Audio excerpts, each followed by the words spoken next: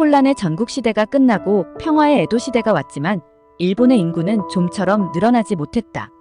그 이유를 바로 영아 살해 풍습인 마비키에서 찾고 있다. 과거 일본에서 행해지던 어두운 악습 중 하나였던 마비키는 솎아냄을 뜻하며 가지나 잡초를 솎아낸다 할 때 그 솎아낸다는 뜻이다. 마비키가 유행했던 이유는 일본의 지나치게 높은 세율에서 찾고 있는데 당시 동북아 국가들 중에서 유독 높은 세율을 가졌다고 한다. 봉건적 인두세와 막부 다이묘들의 과중한 조세 문제가 심했고 시도 때도 없이 전쟁을 했기 때문에 세금을 빠듯하게 거뒀다. 생산량의 50에서 70% 수준을 요구했다고 하는데 참고로 조선의 세율은 10% 정도였다. 높은 세율에 살아남기 위해 서민들이 선택한 방식은 입을 줄이는 것이었다. 사실 이런 류의 일은 다른 나라에서도 있기는 했지만 일본에서 유독 많이 대수롭지 않은 일로 여겨졌다고 한다. 이것은 영아 살해에 큰 죄책감을 느끼지 않았던 세계관 탓도 있다.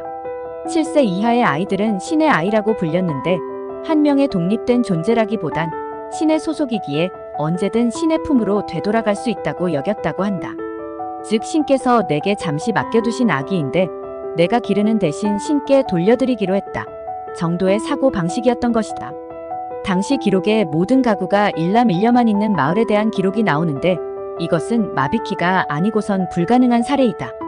1930년대까지도 일부 지역에서 남아있었다고 하며 마비키가 완벽하게 사라진 것은 1950년 이후, 즉 2차 세계대전이 끝난 이후이다.